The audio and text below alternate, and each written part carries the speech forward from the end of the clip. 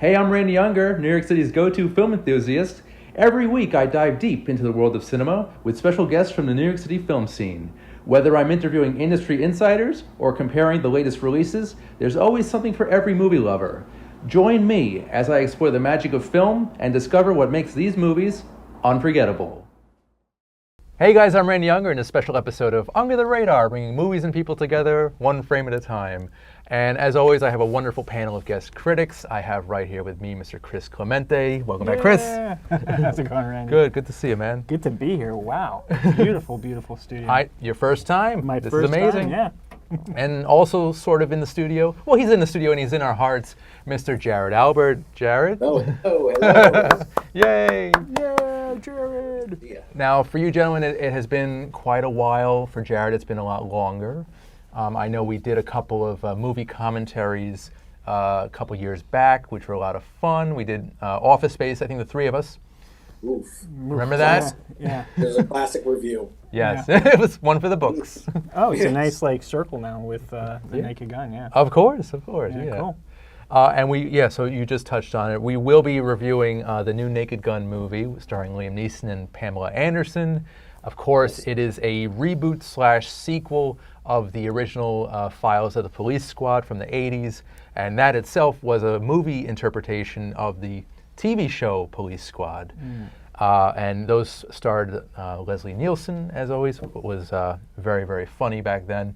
The best. So, I mean, when I saw the trailer for this and knew that this movie was being made and being released, I got very excited because I don't remember the last time I've seen a comedy in theaters, at least a silly comedy of this nature. Yeah, like a parody. Well, yeah, not really kind of a parody. It's a parody, yeah.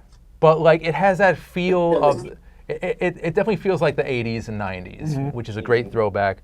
But at the same time, it doesn't feel like like a legacy sequel, like Coming to America or any of these other countless sequels. I think they termed it as a reboot. It's something completely different, but in the same universe. vein. Right. Yeah. Even though there is a nod to Leslie Nielsen. Oh yeah. And some of the other actors, George Kennedy, I'm not going to name the other one. You know who I'm thinking of. But yeah, I was very pleasantly surprised with the film. I thought it was funny. Could have been a little bit better, but I'm not really complaining too much here because we got a quality comedy and one that is just go to the theater, kind of shut off your brain for an hour and a half, and have fun. Yeah. I think Liam Neeson as Frank Drebin Jr. was a pretty good casting choice. I know that they wanted to do a sequel back in like 2009 with Ed Helms, but that would have been interesting. That would have been kind of cool, but it fell through. Yeah. But I am happy with Liam Neeson. I think he was a good choice for them to tackle the Naked Gun in 2025. Yeah. I think Liam Neeson is kind of the go-to. He plays it straight. He has that gruff, police officer, tough cop persona that we know from Taken. Right. But at the same time, he gives it his own little spin. Yeah. It was like Taken, but like the comedic version. Yeah. Which really worked well in his favor, I must say. Yeah. It felt fresh, but it didn't feel stale. Yeah, like he was playing sort of a caricature of himself, and same with Pamela Anderson. Yes. You know what I mean? Jared, sorry, I know you're here. No problem. What did you think of the new Naked Gun? Yeah, no, I liked it very much. Not as good as the originals, but not as good as Leslie Nielsen. Right. But yeah, no, it was great. I thought they did a really good job. It's funny because this is kind of like a new generation is exposed to this type of movie for the first time. Yeah. I think the last time there's been, and I think there's going to be a new scary movie coming out too. Oh, okay. Yeah. So we're starting to get back into like this the silly comedies. Right. That were like kind of like in like 2001 too, with like Not Another Teen Movie and scary movies and those were terrible.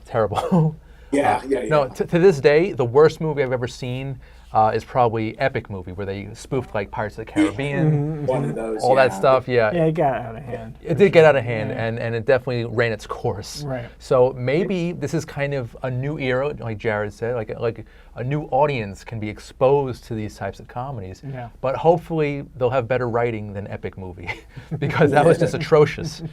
But I think this film had great writing. Yeah. I think It did. Yeah. It did. I think they coined it as it was intelligently written to the dumbest degree, so, which I agree with. Yeah. Yeah. You definitely. Sorry, Jared. sorry. No, I was just saying I rewatched all the Siskel and Ebert reviews of the originals. They all love them. They 2 thumbs up for everyone. Yeah. And Ebert said like the only way that you could review a movie like this is if you laugh. And he said like he laughed. So That's that's the it. truth. That's Yeah. a plus. Yeah. Yeah. If you come out of the theater not laughing, something's Yeah. wrong. Yeah, I think Sure. you have like kind of a mental deficiency if Yeah. you don't laugh, or at least crack a smile. You know. Yeah. And I did see this in theaters, as you did too, Of gentlemen. course. Yeah. And unfortunately, it was not a crowded theater. So I'm assuming, did you guys see it with a full audience? Not you, Jared? Yeah, no, but I do want to say that this is the first movie I've actually been excited to see in the theaters. And this is the first movie I've seen since we saw a movie together back in March when he took me to the Lady in the Yard. Oh, God.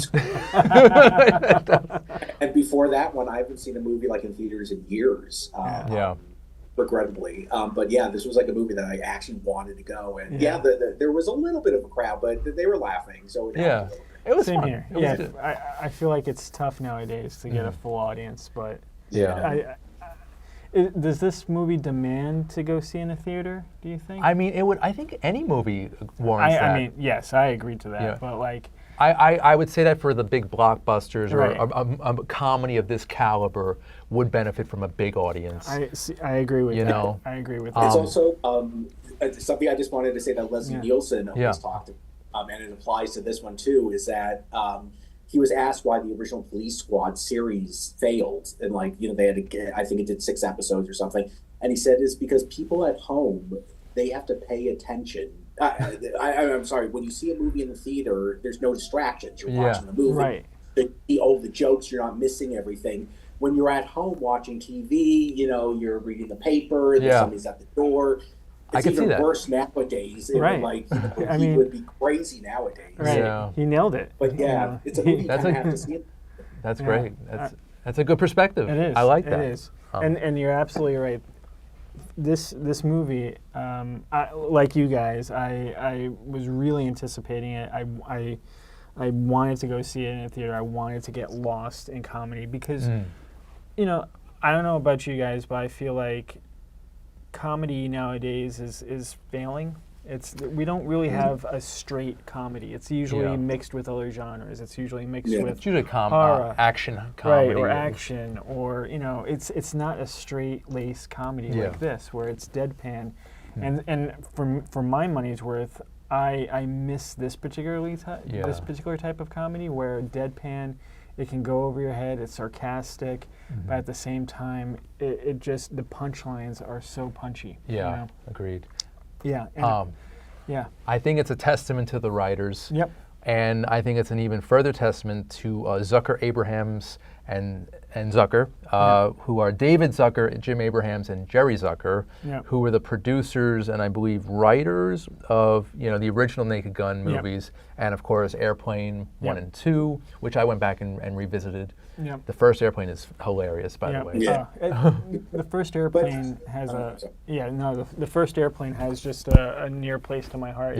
I think that was the movie that really introduced me to comedy. It's I feel like I'm trying to go back, and Leslie Nielsen and his brand of comedy was really what introduced me to comedic writing on the screen. And I feel like I've gotten a lot of my humor from those type of movies, particularly Airplane. Yeah. Quite an impact. It is, yeah. And it's funny because at first you would think, because all these movies are basically under an hour and a half. Yep. And you would think that's super short. For a movie, it is short, but for a comedy like this, perfect. every few 10 seconds at least, that, yeah. there's a comedy, there's a joke. There's a joke. And it's so good. It's so consistent, too. That's the best. I love the style, and I love the balance of humor, because it doesn't bang you over the head with it. It's just, it keeps going, and it's great. Yeah. I feel like, though, with comedies like that are batting jokes every 10, 15 seconds, there is a lot of pressure on every joke. Right. And I feel like you have to make sure that you're taking big swings that hit hard. And I think you guys mentioned it when talking about the new Naked Gun. I feel like it did a great job. I'm so happy that this movie exists. I'm so happy that Jared, you hit it on the money, a new generation can be exposed to this type of comedy. Yeah. You know, but it fell kind of short with me. I felt like the jokes didn't land at 100 miles per hour each time. Right. Whereas, and it might have been this nostalgia factor that's being played with Leslie Nielsen, but I felt like even rewatching that, you know, every second was It funny. didn't kind of fit in with the previous movies, but then it kind of did it as well. If that makes sense. I think that's what they were trying to go for. Yeah. But and I think Leslie Nielsen, I think with Leslie Nielsen, his style was so left field. Like he didn't play a police officer that you saw. Like you think he was straight faced, but all of a sudden he would make these just zany references and great jokes. Whereas I feel like with Liam Neeson, they have very similar sounding names. It's so funny. That's true. Didn't even realize that till now. Wow. Liam Neeson, I feel like it's almost like he's playing a different version of himself, which I think kind of lands flat at times. But at the same time, it's great that he is in it, because I don't really see anyone else doing this role but him. I know. Today. And at first, you can't really picture him being the son of Leslie Nielsen. Yeah. But we kind of just go along with it. Yeah, you got to. Why not? You got to. I do want to say something, though. I think my experience was ruined a little bit because I watched all the trailers. I was so happy to see the movie. I watched the trailers. Every joke was spoiled. I knew every joke that was coming up. I mean, most of them. So that's my fault. But they really all the stuff, all the great stuff. I know. I was a little nervous with the trailers because I felt like the scene, one of the first scenes it's in the trailer, so it's not a spoiler, but with Liam Neeson being the little girl and I felt a little scared because I was like, that is going more towards being a parody of a Liam Neeson movie than an actual Naked Gun joke. But then they kind of rebound, you know. What got me, and this is also is the take a chair and she drags a chair. That's actually my favorite line. That's that type of humor, that type of straight lace, deadpan humor is what makes it. And the more serious they are, the more serious they deliver the line, the more hilarious it is. Right. And I think the villain, played by Danny Houston, he was good. Was hilarious. And there's a line with I don't want to give it away, but the spaghetti line. The spaghetti line. I mean, he plays a great villain. He's great. He's fantastic. But for my money, I think Pamela Anderson stole the show. Agreed. I think she really made it. I think he was really great. I think it's because of last year's The Last Showgirl. That really propelled her back into stardom. Yeah. And she did a fantastic job in that movie. She's actually a very good actress, not just dramatically in that, but here in a comedy. She was, and also Deadpan. Yeah. And the Femme Fatale, and almost like Anna Nicole Smith, right? Yeah, exactly. Yeah. Or even Priscilla Presley. Right. Who both played it very straight. Right. And were hilarious and beautiful at the same time. So that's good. I think I would love to see a sequel. I think that'd be great. I agree. I mean. If we can get more straight comedies like this that really show and define, comedy for what it is and not mixed in with another genre, I would take 10 of these. I think it could have benefited from maybe more writers on staff, some more perspectives on jokes, stuff that might fit in better with the script and the story. Because I was not blown away by this movie, but I left satisfied. I agree. I agree. I think that's a sentiment, and I think it's to the degree that we want more. So and possibly maybe even better. So I mean, we're not going to reach the same levels. I mean, we might reach the same levels as the original films. Yeah. You know, the Abrams and Zucker era, which would be incredible. Mm-hmm. And I mean, the only way is if they join, but it sounds like they are not going to be part. They weren't part of this one, and there's some bad blood. There was some kind of awkward situation between the producers and Paramount. I don't really. What producer thinks is it's because of his politics and. See, that's a shame. That's a shame because they're still around and they're still great comedic voices. Yeah. So I would love to and have you would them. want them in your playpen. You know, while making those jokes. You know, and Zucker actually he directed Scary Movie 3 and 4. Huh. So that's interesting. So. And those were kind of those weren't the best, but you know, it's still kind of cool. Still in his flavor. Yeah, that's his thing. Yeah. And I just want to mention to everybody listening and watching right now that the first 3 Naked Guns, the films, are on Paramount Plus. So if you want to go back and revisit them, feel free because they're hilarious. Talking about trilogies. I'm just thinking about what's a perfect trilogy. I would put this up against Terminator or the original Star Wars trilogy. Yeah, or the original Star Wars. Nice. I personally put Toy Story. Oh, nice. That too. I think. Or Back to the Future, maybe. Or Back to the Future. I love the third one. Of course. But I think Naked Gun, had a lot of pressure with each sequel, and I believe that it just got funnier and funnier. Yeah. So I hope the same for this. I hope it's funny. The bar is low, right? And I think there's potential for growth. I mean, I was I liked it more than I thought I was going to like it. The new one. So hopefully that kind of momentum will grow for the sequel, if there is a sequel. The original trilogy though did not feel like a trilogy so much. I mean, there was some connective tissue here and there, but it was they were kind of standalone. Like the villains were kind of central to each plot, but it didn't really flow into each other. But they're still fun to watch, in my opinion. I think that probably played into the Police Squad mentality, where it was episodic television. So let's make it episodic, right? Self-contained, movies, where you can watch them individually, and you can, for sure. I liked it. Jared, early memories of the original films. Do you remember seeing the originals as a kid? Yeah. I definitely saw number 2 in theaters. Nice. Probably number 3. Mm-hmm. But yeah, number 2. I think I agree with you. Number 2 is my favorite. Yeah. By 1 and 3. But oh, sorry, Jared. The second one. Okay, no. The villains in each one are very good, I must say. Yeah. Mm-hmm. The first one is Ricardo Montalban from Fantasy Island, I believe. And Star Trek II, Wrath of Khan. He was like born to be a villain. He was just so good in that. And also the sequel had Robert Goulet as the villain. He was really good. Yeah, he was great. He was really good at it. His expressions, like his Leslie Nielsen. Yeah, like he would always look at Nielsen like, what? Yeah. So great comedic timing. And also the third one was Fred Ward, the prison inmate who escapes, and they kind of plan everything. That's right. Yeah.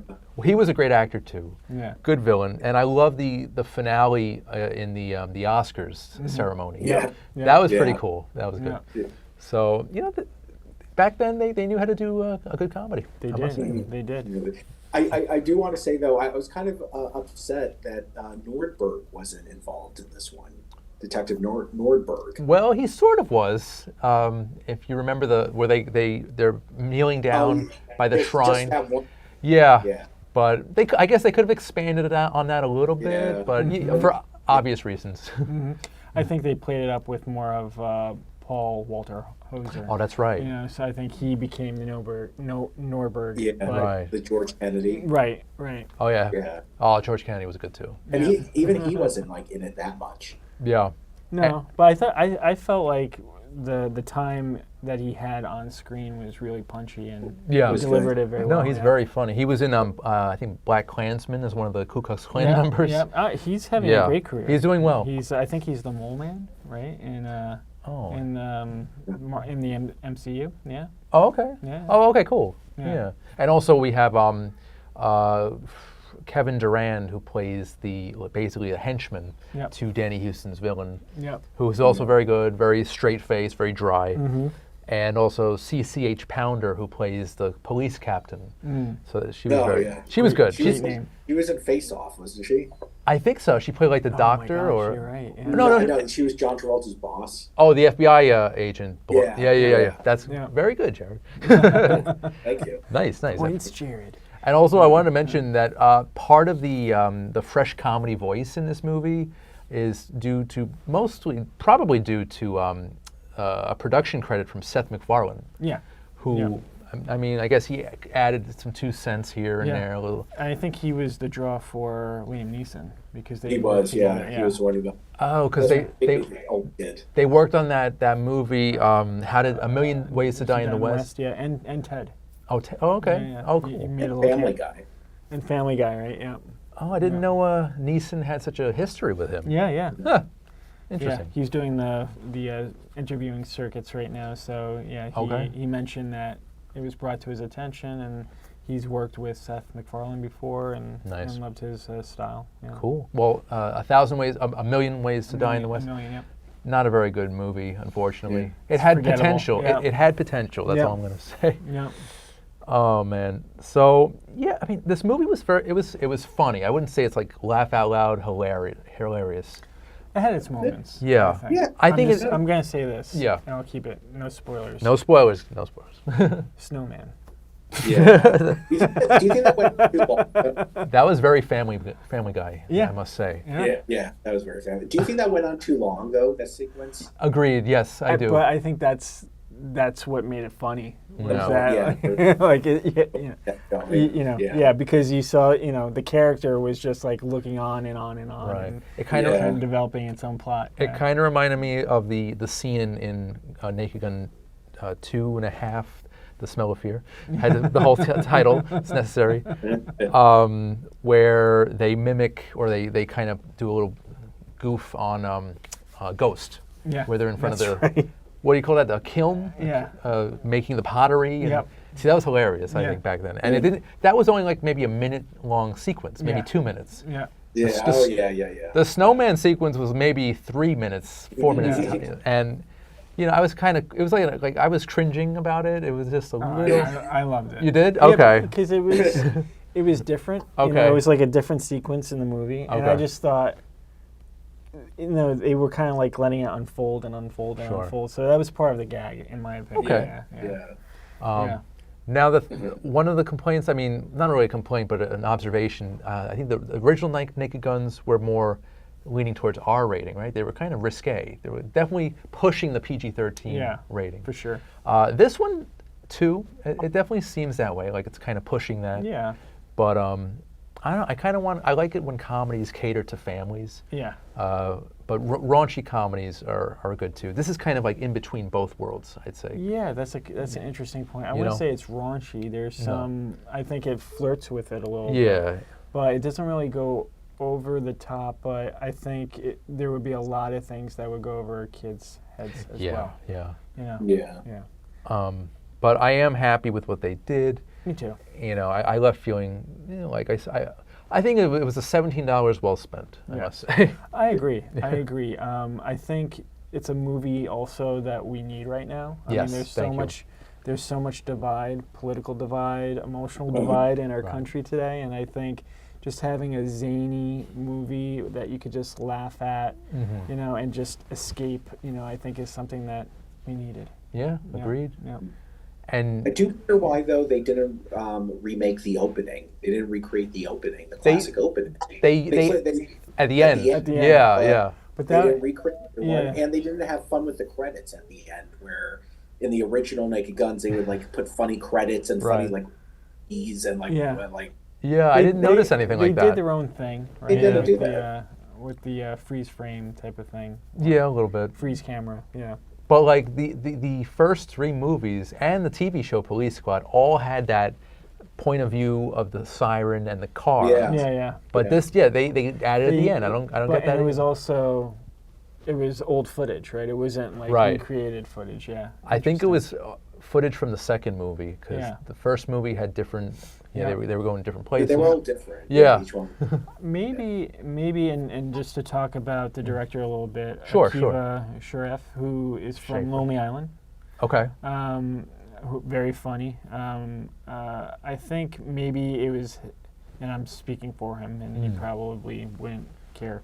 But I think it probably by not doing that, that kind of departs the new version from the old one. And by including the old footage, he's paying homage to it. Right. I think. Yeah. But even though it is a reboot / remake or sequel, again, connective tissue is very important for me in sequels. And that opening sequence should have been added in the beginning of this, I think. I agree with, Jared. Great point, Jared. Yeah. So. Yes. But we'll see what happens in the sequel, if there is one. Maybe they'll add more of that stuff. So do you know how it's doing? I haven't heard about the box office. Yeah, box office.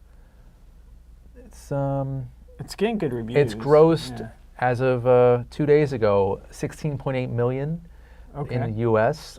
and a total worldwide of 28.3 million. Okay. I think it's going up against The Bad Guys 2.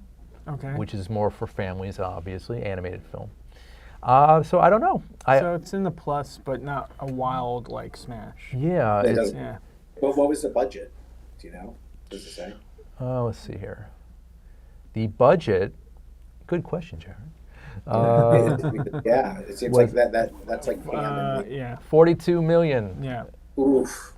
Yeah, that's kind of a bomb, or at least. Yeah, but it is a comedy. It's also you really don't see a budget like that in films anymore. Like a $40 million budget. It's either wild, like an Avengers movie, or or independent with a micro budget. So that budget used to be the cream of the crop back in the day. But now for inflation, that would be like $100 million. Right. So that's kind of right in between there. Right. Because this movie really didn't have, it had some CGI, which is expensive. Yeah. But I think most of that went to Liam Neeson's paycheck. Right. But or the owl. Yeah, that too. Yeah. So I think it's going to find some life maybe in streaming. I think so. Yeah, I think so. I think so. I think although this movie demands to be seen in the theater, to be just not distracted, I think the vast majority of people, would consume a comedy on their couch, and I think it's going to have some legs in streaming. Now you guys know, Chris, I know you definitely know that I like the independent dramedy. Yeah. That's the genre that I love nowadays. This is not it. No, I am aware. I'm aware. Those are the types of movies that are great to see streaming. Yeah. Because you're not going to miss the jokes every few seconds. Yeah. So this movie is just it's refreshing. It's I was excited. Definitely refreshing. I mean, that word could be played out at times, but I think no, it's true. I think it's very true for this. When was the last time that we had a deadpan comedy like this? I really maybe like something with Melissa McCarthy or something or even the new Ghostbusters movies aren't really that funny. If you think about it, if you go back and watch them, compared to the original Ghostbusters, the jokes they're okay. Yeah. But this one is more in your face, obviously. Right. So I definitely respected that choice from the filmmakers and the cast. So I hope we get more of these movies because I think there's a lot of great character story arcs. I agree. And just like I mentioned, it is a straight comedy that we don't get at all nowadays. So to have more of this, it'll tickle your funny bone to no end. So, it will, for sure. So this is the part of the show, Jared, it's been a while for you, but we do plugs. Any projects, anything you're working on that you can talk about to the masses? Just might walk the dog later. Okay. What's your dog's name? Chip. Yes. Let's give it up for Chip. Yeah. Go Chip. Chip. Potato chip. Chocolate chip. Okay. I don't know. It's like, No, he's a real. Chip is a gentleman. You know, I love that little guy. Yeah. I send pictures to Randy. Yes. We'll post we'll post some pictures on the Under the Radar socials, and it'll be Nice. He's like the unofficial mascot. Well, there's a few mascots, but he's definitely one of them. Yeah. Gentleman and a scholar. Chip. Yeah. And Mr. Clemente, how about you? Any plugs? Yeah, I want to plug the Austin Film Festival. It's coming up in October. I'm actually doing some script reading and judging for the film festival. So Nice. If there's anything that I'm hinting at just by reading the scripts, it's going to be a great festival this year. So, Nice. Yeah, that sounds great. Yeah. And I may or not be working on a project myself, a certain short film, but once it's completed, everyone will know about it, and hopefully we'll get it rolling. So that about does it, gentlemen. Thank you so much. Yeah, anytime. Thank you, Jared. Yeah. Thank you, Chris. Yeah, go see The Naked Gun. See The Naked Gun now in theaters. Yeah. And check out all the 3 previous Naked Guns, which are now streaming on Paramount Plus. Also, Airplane and Airplane 2, the sequel. Not as great, but it's worth checking out. So I'm Randy Younger. This has been Under the Radar, bringing movies and people together, one frame at a time. We'll see you next time. Take care.